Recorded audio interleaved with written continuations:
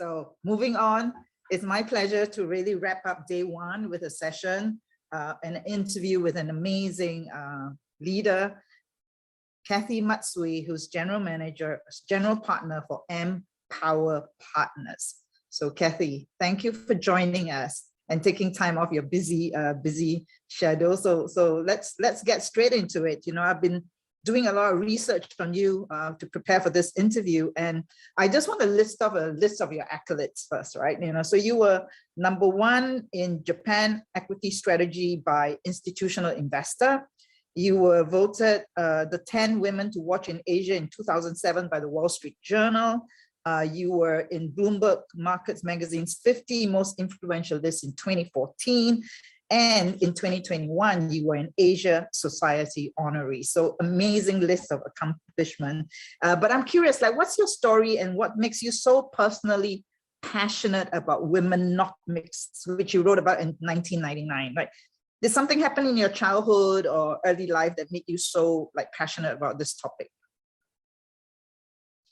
Well, first of all, thank you for inviting me to speak at your event. It's a pleasure. And to answer your question, I guess the way to respond as succinctly as I can is that my prior life, I worked in sell-side research for 3 decades, all here in Japan. I'm actually Japanese American, so born and raised in the United States. But my entire career has been in Japan, and until last year, my entire career was focused on analyzing the Japanese stock market as an equity strategist.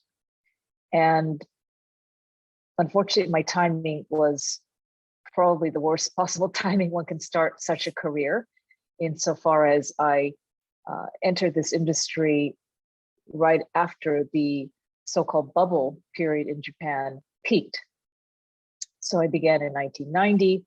I was a junior strategist at another firm. And I remember my first year on the job, the Nikkei stock market index collapsed, I believe, about 40%. I thought that was actually kind of normal, but everybody else around me was in tears, panicking. And in my role as a strategist, what I was tasked to do was to provide advice, make predictions about the future for Japan and for its economy and companies. And so inevitably, I encountered many challenging questions, particularly in the 90s, to the effect of, so Kathy, this is particularly for foreign investors, by the way. So Kathy, why on earth should we bother investing in Japan? Because as you know, for any economy, there are only 3 drivers of growth. That is, that country's labor, secondly, it's capital, and third, it's productivity.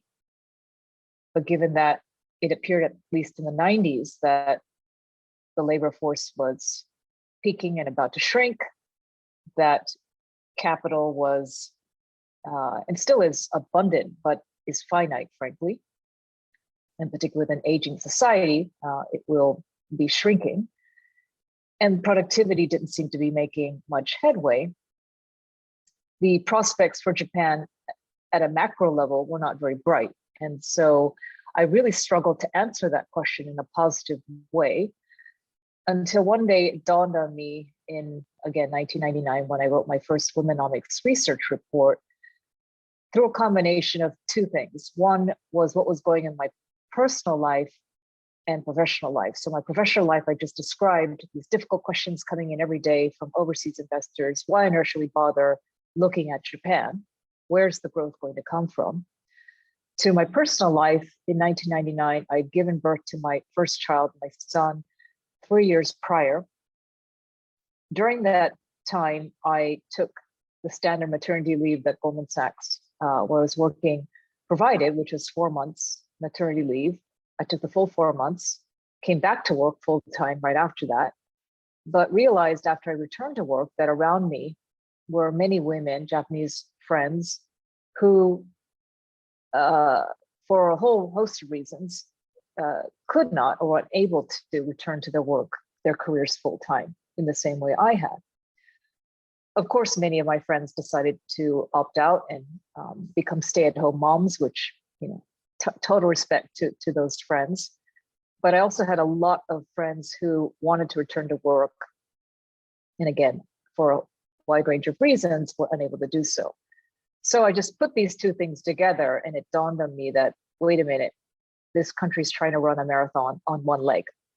And what if, because I'm an analyst, I can play with numbers, what if Japan's gender employment gap, which was very wide back then, could narrow? What if, in other words, Japanese female employment rates could rise, i.e. many more of my friends who wanted to return to work could return to work? What would that do to GDP? What could that do to, a whole variety of factors in the economy?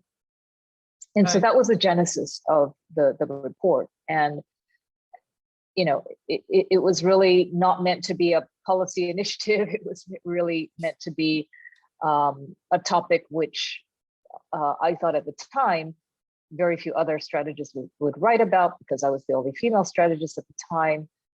But I also highlighted companies that might benefit from this phenomenon of more women working. So more women working means more outsourcing opportunities for childcare, for elder care, for prepared food manufacturers, et cetera. So that was the start.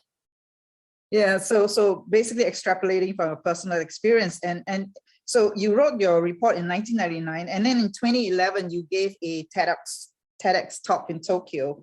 And I have the video. I'm not sure if they can play it, but basically, at the end of it, you talked about, the fact that there wasn't a glass ceiling that was holding back women, but it was a layer of men, right? And I remember that's what you said about 10 years ago. And what's changed and what hasn't changed, you think, in that 10 years that you've been championing this? What's changed? What hasn't changed? So it's really been 21, 22 years since I wrote that first report in 1999. And I will say, on the positive, what's changed for the positive side of the ledger is, number one, while I mentioned earlier that Japan's female labor participation rate was one of the lowest in the developed world, which it was in the 90s, the combination of an economic expansion, a very tight job market here, allowed Japan's female participation rate to skyrocket from 2014 to 2019 to about 71%, from somewhere in the mid-50s range, which actually surpassed both the United States and Europe. Now, this is pre-COVID, of course. Everywhere in the world, we've seen female participation rates drop, but at least up to pre-COVID, Japan had a higher female participation rate than the US and Europe, number one. Number two, we also saw the government here really beef up parental leave benefits for families. And so in Japan, if you start a family, if you have a child, both the mother and father are eligible to receive 1 year parental leave each. And the amount of compensation you can receive during that period, it depends on various factors, but it could be as much as 2/3 of your pre-leave compensation, which is quite generous, one of the most generous, again, in the advanced economy world. So, I come from a country, United States, where we don't even have nationwide parental leave benefits to begin with. So for Japan to have one of the most generous systems, that's pretty good. And third, I would say, is transparency. I love that saying, you can't manage what you don't measure. And until 2015, there was very little disclosure on the state of gender diversity in corporations, in public sector organizations. And what happened in 2015 was the government passed legislation which requires organizations at the time with at least 300 employees or more to disclose what their gender conditions were. They could say, what percentage female employees, what percentage female managers, what percentage female directors on their boards. They also were highly encouraged to set diversity targets. Now, the data that's been provided isn't perfect. It's also not standardized. So there's still room for improvement, but this was a first step towards this important, knowing what the state of play is, and trying to encourage target setting so as to create some healthy, like peer-to-peer competition was a very big plus.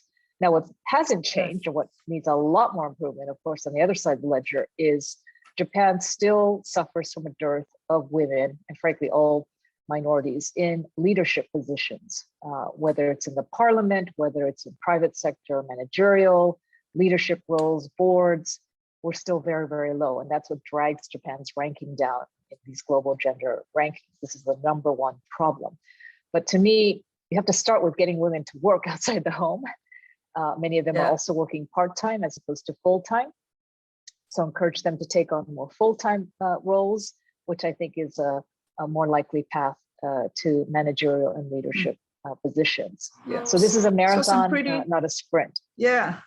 But at least maybe you're not doing it on one leg, maybe you're doing 1.5, but there's been some pretty positive progress.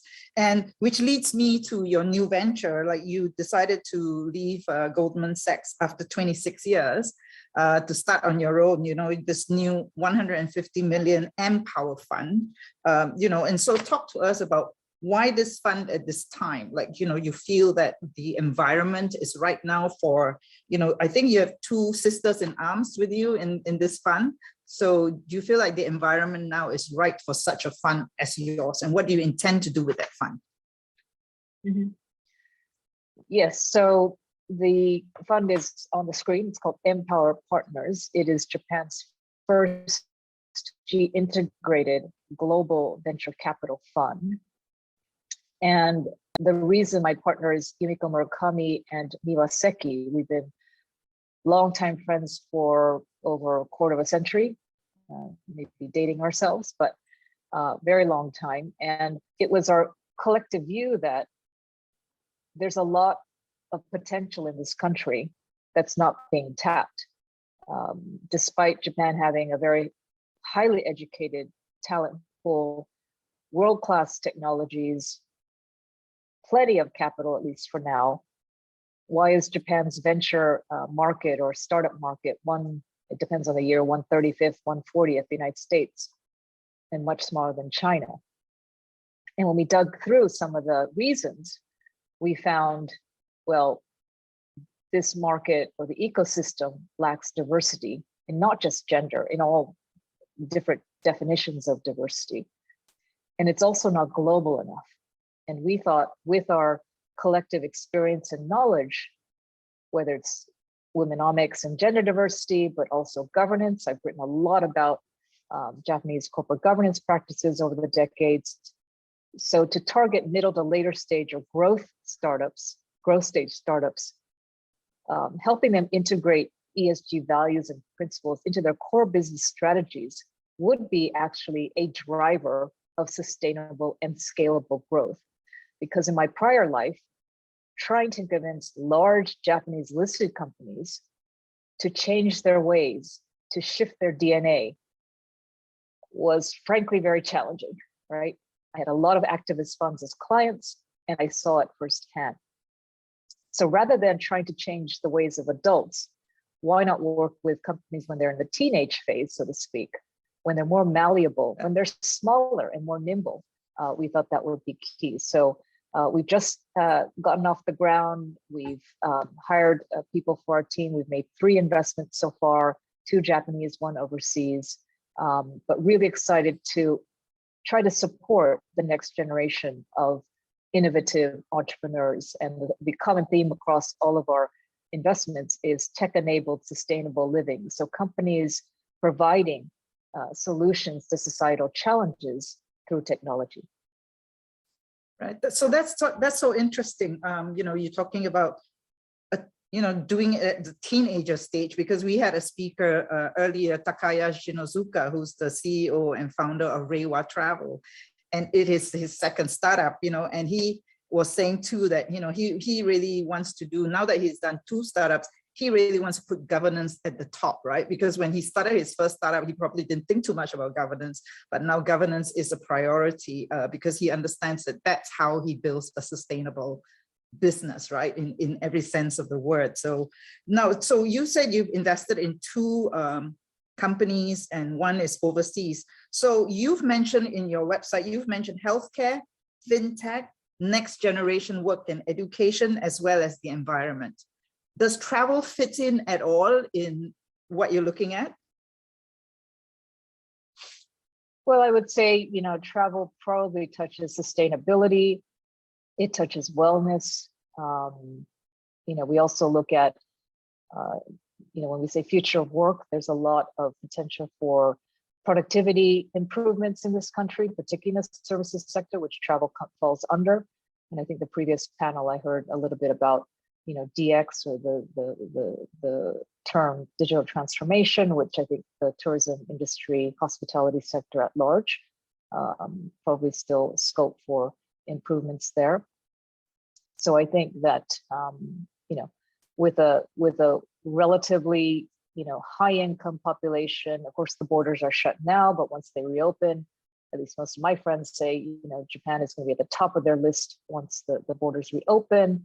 So it's still a very popular destination, but how do we make it appealing enough? How do we make it, not just Tokyo, Kyoto, that corridor, or Tokyo, Kyoto, Niseko, I guess, but beyond those popular areas, how do we attract, more tourists throughout the country? And, there's some very interesting, innovative companies in this space.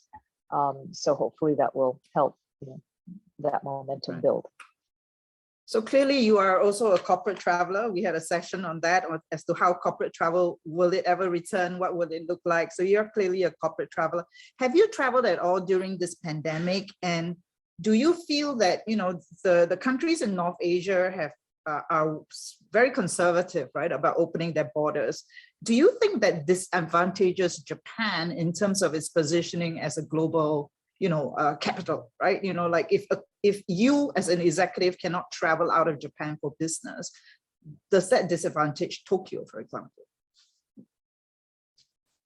Yes, I think it is very challenging for people to enter and leave because of the quarantine restrictions upon re-entry, the limitations on, just freedom of movement. And of course, Japan, their re-entry restrictions are perhaps less onerous than, say, Hong Kong or China, as far as I know. But I think pretty much, I don't know which is better, which is worse, but it's very difficult to move around. But I think the positive silver lining of this whole experience is, we didn't have to get on one plane. We didn't have to have one meal, frankly, with any of our investors in our fund. We had physical meetings, a few, but most of the discussions happened like this, on a video call. And I think if we think about, at least for somebody like me, who's really only worked in an old-fashioned world where you get on a plane to meet your clients in person, that was the way things were done. You kind of scratch your head and wonder, why do we do it that way? Why do we burn all this fossil fuel riding airplanes and get jet lag very frequently? That was, bad for our health, etc. So perhaps this is an opportunity for us to really reassess and rethink, press the, what is it called, restart button of the way we work. And I think we're already seeing a lot of Japanese companies rethink that. Do we have to be in the headquarters buildings every day of the work week, or can we work remotely? And I think there's some very interesting examples. And I think the next generation, as we all know, is refusing to return to those old ways of working. So if you want to attract and retain the best quality talent, I think companies really have to rethink the work style, performance evaluation. How do you evaluate your staff? If it's not FaceTime and you're not physically present all the time, then what other metrics are you going to be using? You have to rely on performance-based metrics, right? So this is really, I think, upending and disrupting the entire way that we work and evaluate staff performance. But I believe it's in many ways for the better. Right, and technology is going to get better, right? Like Microsoft is probably looking at the next generation of Teams now as to how to make that world sort of way more immersive and much more engaging for people to actually work within that. So I'm curious, you said pre-COVID, Japan sort of female in the workplace went from 50 to 70% pre-pandemic. Now, COVID, has this been an accelerator or decelerator of gender diversity in Japan? Well, I think the statistics here are not that different from what we've observed elsewhere, which is unfortunately for the sectors that have been the hardest hit from the pandemic tend to be service areas where women represent a pretty high proportion of the total workforce, and Japan is no exception to that. So I don't know what the latest statistics are, but my guess is many of those jobs that women used to hold pre-pandemic, were no longer available or have been downsized or whatever. But the reality remains that Japan has acute labor shortages across most industries. And so trying to figure out as an employer, so let's say in the travel and tourism sector, which is quite labor intensive, as we all know, how are you going to enter the post-COVID or with COVID, whatever you want to call it, next phase with your business in terms of retention of staff, in terms of recruitment, in terms of way of doing business, in terms of attracting customers, in terms of marketing, advertising, your services. I think a lot of this, in my opinion, has to start changing or has already started changing. So again, those companies that are able to take this as an opportunity or treat this as an opportunity and be proactive, in Japanese we say semen okay, so kind of proactive attack mode management as opposed to defensive mode, the ones in the former camp, I think will do better.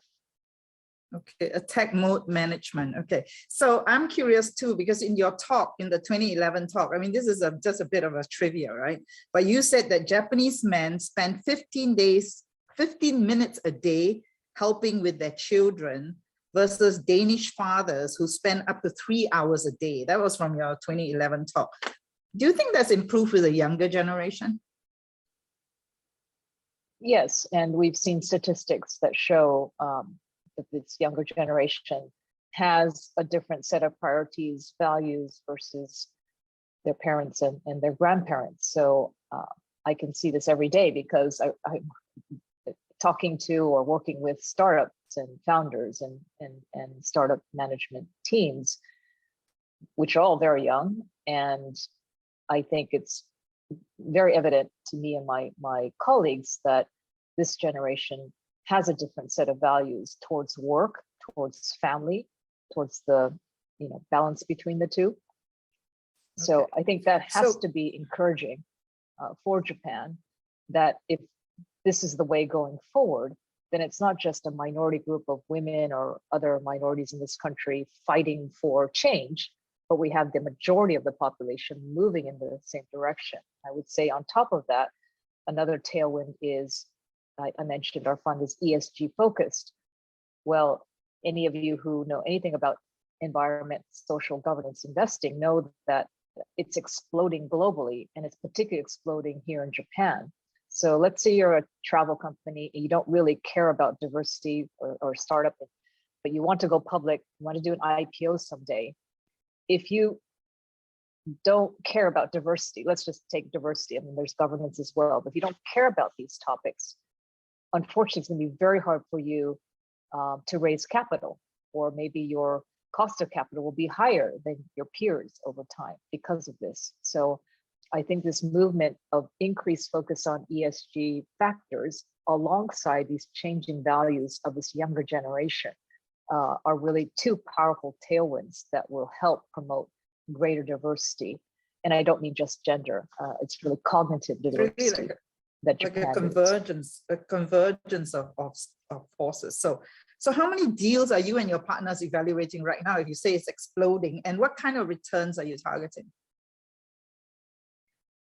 So we don't disclose how many deals we're working on. We're working on several at the moment, and it's a VC fund. It's not a social impact fund, so we're aiming for competitive financial returns. But our differentiating feature is we believe, as well as our investors, our LPs, limited partners also believe alongside us that ESG is an integral driver of growth. So you can treat ESG like a box ticking compliance exercise, but if you limit it to that, you're not really doing ESG in the true sense. That's what we call greenwashing, right? But if you really embrace ESG, and again, for startups, it's not easy, right? You don't have a lot of resources, you don't have a lot of time, but particularly if you're middle to later stage in your growth development, which is the area we're targeting, you do have to be mindful and you do have to care, like your example earlier about the governance of the organization. That is going to be very critical for how sustainable your business is, going forward. Data privacy if you're a technology company, carbon emissions, are you measuring? I think for travel, this is going to be a huge issue, right? How are you measuring? How are you impacting the environment with your travel? And frankly, we're being very careful about too many, in-person meetings or just taking taxis and things like that, because we're now having to measure our own carbon footprint because we're an ESG fund. And this is the way forward. Everybody's going to have to do the same, I'm afraid, over time. So have to be mindful. So I'm going to ask you. So I'm going to ask you a hypothetical question, right? Say the same idea is presented to you by a man and a woman. Is the preference for you then to invest in the woman? Is there a preference? Yeah, so we don't have like a quota for what percentage of our portfolio will be female or diverse founders, but in our ESG charter, which you can look on our website, we do want to create access for diverse founders and diverse businesses. So we don't have an explicit target or a quota, but we are definitely, let's say, empathetic and open to those opportunities. And of course, because we're one of Japan's few female-founded VC funds, there is selection bias in terms of the inbound inquiries we get. A lot of diverse founders or founders who think it's we might have a different perspective on evaluating their businesses. We perhaps attract a different types of people than maybe a run-of-the-mill Japanese male-led VC shop. So as a journalist, and I've been reading the news, it's interesting that when the fund is all men, the media doesn't even mention that it's an all-men fund. Whereas with your fund, most of the media just kind of label you as an all-woman fund, so is this sort of labeling, which is kind of weird in the media. Like, why should that be singled out? Anyway, it's just my observation. I worked in finance for a long time. This has always been the case, and I'm sure in many fields, particularly in other STEM industries, technology in particular. And we know the VC industry in my home country of the United States is not very strong in terms of diversity either. So I hope that for our daughters, our granddaughters, in the future, we don't have to stick that label women or the gender in front of whatever occupation we're talking about. Be it the media, be it in schools, be it inside our homes. That part of what we're doing, why we're doing this, is we want to show to young women around the world that you too can be a venture capitalist. This is not a men-only industry, and we are collaborating, partnering with many diverse VC venture capitalists globally, also collaborating with other ESG integrated VC funds globally. And it's a really powerful movement that we'd like to create, not just in Japan, but across the world. Okay. So you say that ESG is exploding in Japan. Well, SPAC is exploding everywhere. We've had a few companies in travel, like Amex GBT. We have Cvent, which has gone public via SPAC. Is that of interest to you? Is that a vehicle that you see will take on even more momentum in North Asia, in Japan? It probably will. We're not particularly focused on SPACs at the moment, but I can see that as another option for startups to go public. So I think while there's a time lag with companies in Asia versus the US and Europe, I suspect we could see more. But at the same time, as we all know, anybody reading about SPACs, you know that there's also simultaneously some increased regulatory scrutiny about SPACs. So it's not just going to be an easier way to list. That there probably will be increased scrutiny about the quality, the content, etc. going forward. Okay. Coming back to travel, Ryokan, which I love, you know, that is such a unique and authentic aspect to travel in Japan. The Ryokan is one of the rare cases in Japanese businesses where women lead, the okami. But even the number of okami is declining today. So why do you think this is happening? Is there a change in women's mindset, or is it an industry that became dominated by men? Is that a subject that you're familiar with, that you've studied? I'm not so familiar with the okami trends, but my guess is, like many small, medium-sized businesses in the country, there is a huge challenge vis-a-vis succession. And it's not just females versus males. I think there are a lot of SMBs that are suffering from lack of male successors, not just females. So that to me is just part of that overall trend. And if you don't have a natural successor within the family, you either import somebody from the outside, or you just let the business, you know, roll over or roll down, or find a buyer. And you know, we've seen some, I guess, hospitality companies start to invest in some of those ryokan and try to kind of keep the family in place, but provide more capital. Putting some capex to innovate, renovate, etc., which have been successful. So I think everybody wants to see the ryokan, you know, culture maintained and sustained. These are very special and unique places from a tourism perspective, but it doesn't happen automatically. So I think there probably needs to be some more investment and focus in that arena. So, Kathy, you know, most women speak about becoming invisible after age 50. I think it was Lionel Shriver to talk about Cvent. And in her introduction to the book, she says, you know, I have turned 50, I'm turning invisible, but I have earned every bit of line on my face and every wrinkle on my face.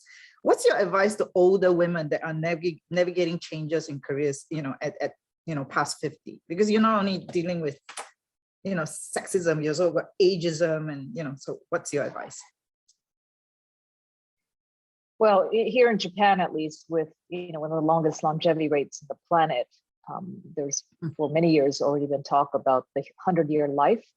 And so kids that are being born now, on average, probably will live to their 100, not just in Japan, but elsewhere. So if you think at age 50, you're only halfway there, that means presumably there's a lot of potential for you to explore something new, something different. And my partners and I share this view that while what we've done until this point was very interesting and we learned a lot, at least for me, I also felt it was time to exercise a new set of muscles.